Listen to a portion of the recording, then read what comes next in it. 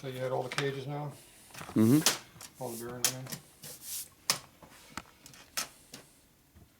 So the long rollers take 2 cages because they're long ass rollers. If you don't have any clearance in your roller, it will lock up on you and not work. It won't roll. It has to have clearance. So that's how they work. Okay, so we got our races all cleaned up. So these ones are really smooth looking. These are a little bit rougher, but still pretty smooth. We wind up holding them up a little bit bigger. Those wind up being 8/10 bearings. So that's 3/10 oversize. So that's 6/10 bigger on the size. Did anybody get confused yet? So we want between 16 and 17 because they're all standard. We got 6/10 bigger. We got to go at least a 6. And I don't mind being slightly looser. Now you notice how after I cleaned they shrunk a full tenth? Yeah. Because it's cold now. It's room temperature now, so that was at 16. So you can see how we got not even a tenth of out around on these things now. And it's not really tapered all that much. 15 and a half there, 16 and a half. This one's 16 and 16 and a half. Mm-hmm. So a lot better when it was going toop toop. All right, so I always trust everything I do, so naturally I'm going to check it right now to make sure I like it. Okay, what do we got here? These are 2/10. We end up using 4/10 over bearings. 4/10.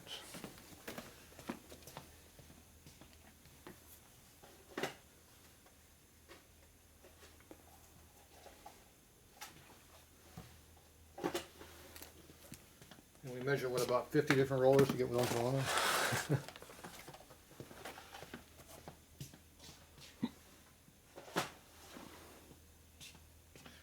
Okay. Now what's nice about these rollers is they do not fall out of the cages. Okay? They stay put. Inside and outside. Those will fall out of. Now, the only way they will fall out if you flip them upside down, so you put a cage on to hold it upright. Now they'll stay put as long as you keep them in line. Now see how many more. See how much more bearing area you have there? Look at that. And that's the difference between late model crap and old ancient shit. So there you go. The old stuff is better than new stuff.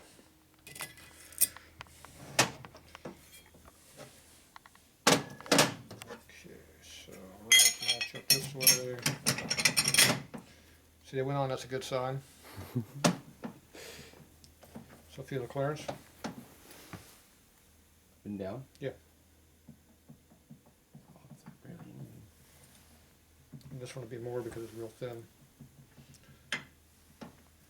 Now this should be a little bit tighter than we started with, but it was out of round, so it feels about the same. Yeah. Even though it was looser. That's about a thou of play right there. It should be 11 tenths. Let's see, our low number is 1,000. It should be 1 thou to 11 tenths, so it's 10 to 11 tenths. That's what we should be running at. 9 is what I start at. I go up to 12, depending on how hot rod you go. With that set up there, before I went out an extra couple more tenths, we were at 17 tenths to 18 tenths, so we're pretty far out. So now we're a lot closer. But now it's all round, straight, true, and even. So it's all good stuff. And we have about 25% more bearing area because we changed the cages. So that's another bonus in there. It only took about 3 hours, 4 hours. Great. Perfect. Not because I'm too picky or anything, I hope. Okay, those stay out. So now we're going to go ahead and put some real assembly oil on there, not that stupid red grease crap they had. You're gonna put a better red grease? Now I'm using actually red oil. That will be there in another 30 years. unlike their grease, might turn to paraffin wax in 5 years, I don't know, or less. We've actually done a 30-year test on this, and it still is good. Really? Yeah. Built the motor in '72, sold the motor in '05. How many years is that? 72.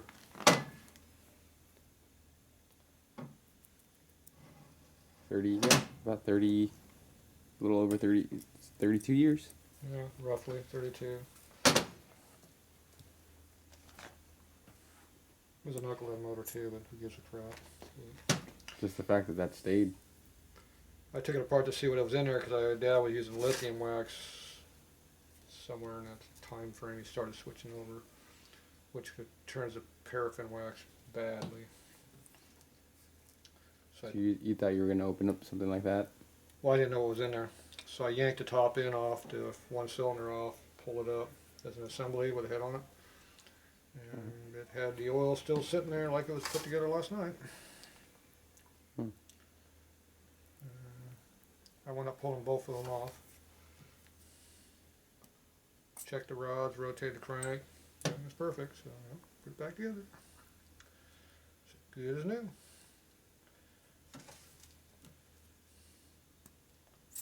So it was a good test.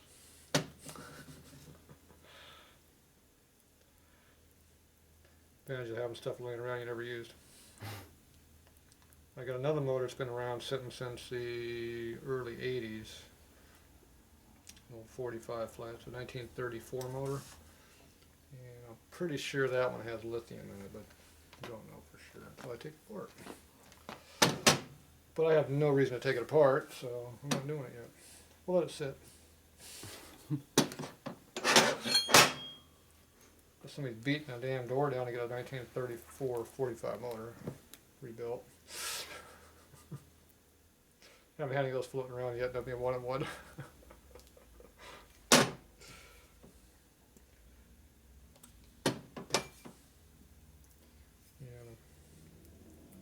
the market isn't quite as good as knucklehead.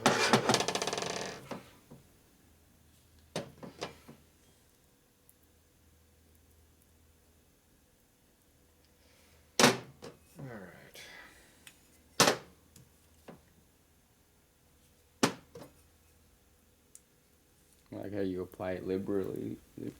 Yeah. Only where it's needed. Do those? Yep. I like putting the numbers together so I know exactly how I did them.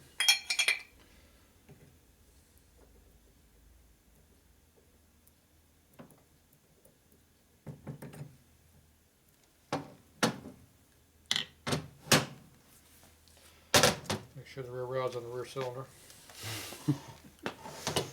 Some people care for some reason. I don't know why. Let's see. Put something over here.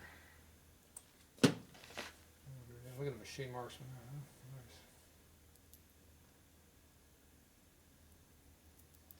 that. Huh? Nice. So nothing on that tapered part, right? No, we don't want any oil on the taper because we're going to put Loctite on the taper. Uh-huh. There's a reason why they didn't want to come apart. They had Loctite on everything.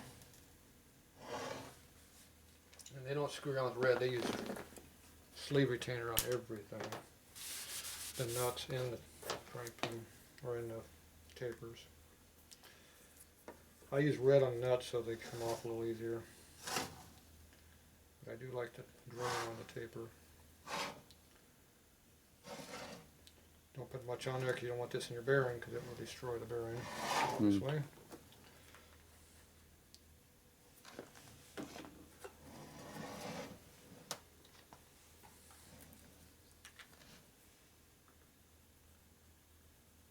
And they do torque the piss out of them like I do also. Oh, there it goes. A little bit too much. Didn't want to come out all of a sudden. So.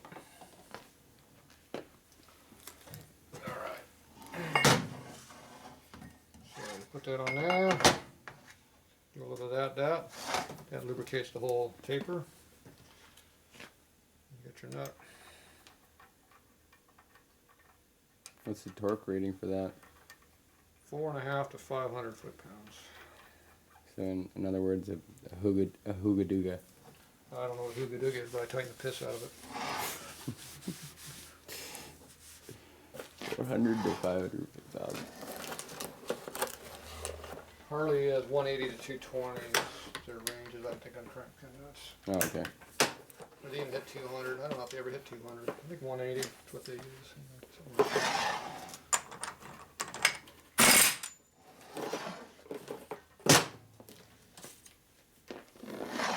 Better components mean you can use more torque. So make sure it's still pretty flat so it'll show up easier. So it's a little off here. It's close though. Close enough. Okay.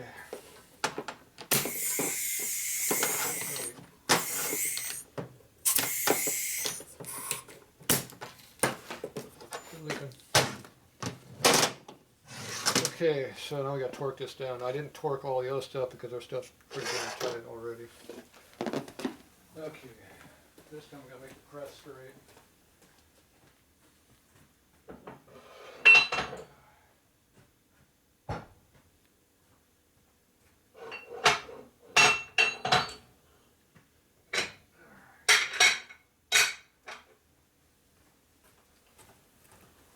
Alright, let's see if I can get it as true as they did. Because it was pretty damn true.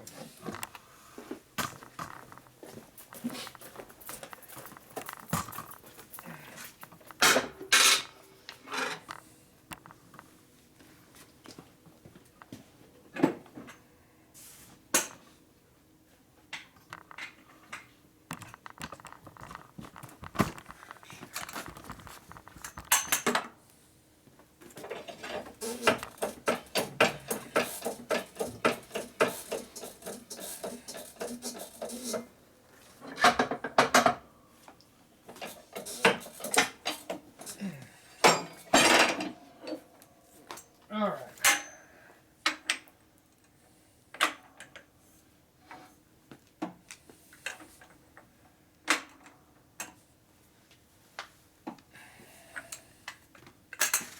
Warming up.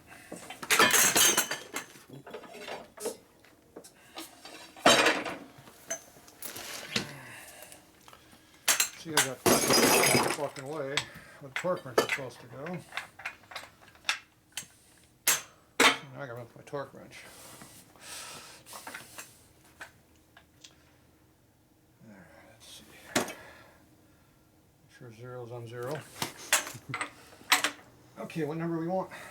You said 5, 4 to 5? That'd be way over here is 500. Not yet. You just tapped 4. I just got 4.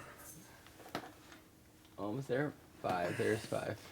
That was 5? I can't see 5 on the top of the wrench. 4, 5's way over there.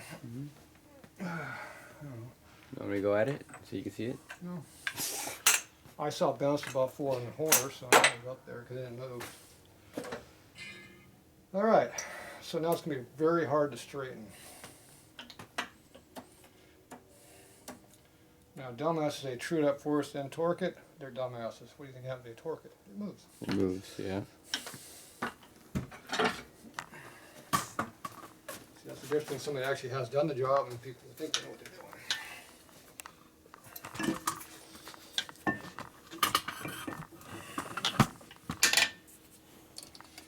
Alright, so let's see how bad it's going to be.